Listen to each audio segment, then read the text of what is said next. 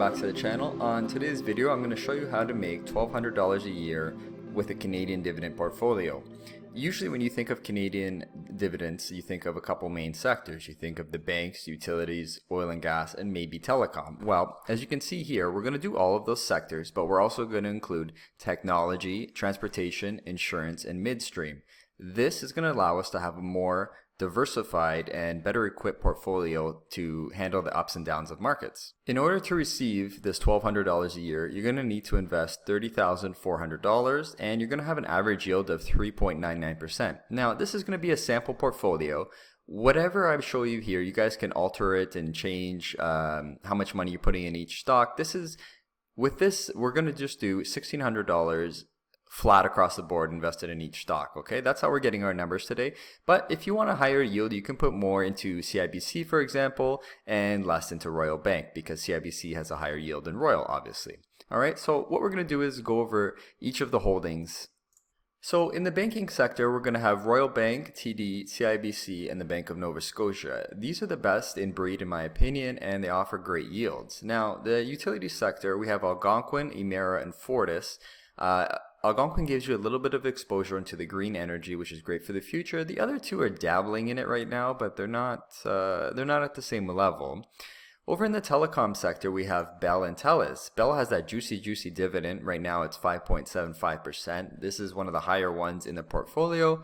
You're not going to get a ton of growth out of them, but it's a good one to hold, okay? And TELUS, you're going to have a little bit more growth, but then again, you don't have as high of a yield.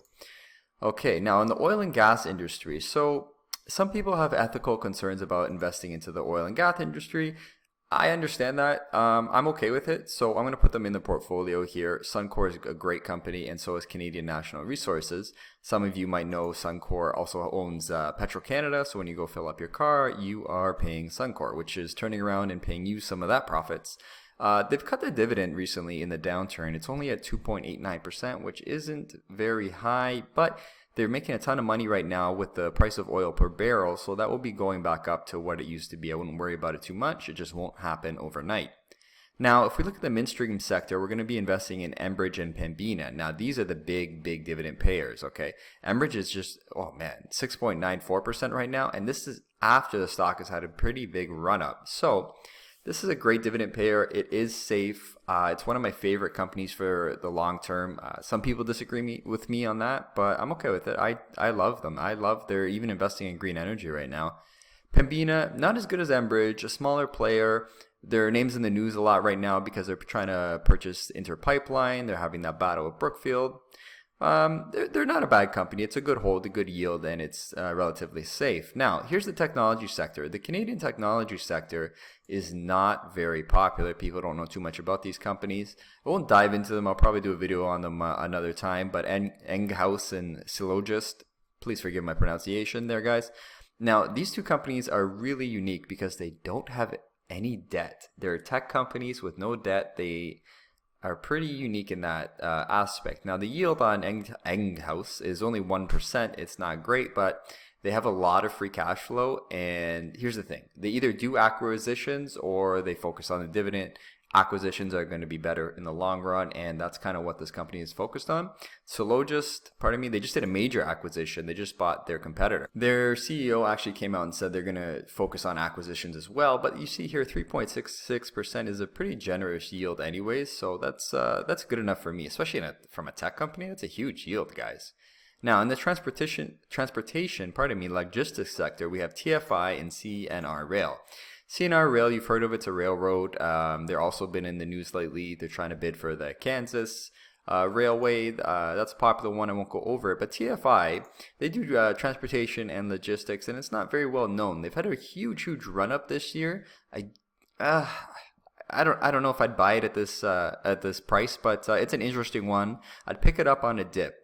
Now, the insurance sector, I did a video recently on Power Corp. Everyone should know that one by now. And Manulife's a pretty popular one. I won't go over it, but the yields are pretty generous over here. You're getting in the 4.5% range. This is really going to help our portfolio.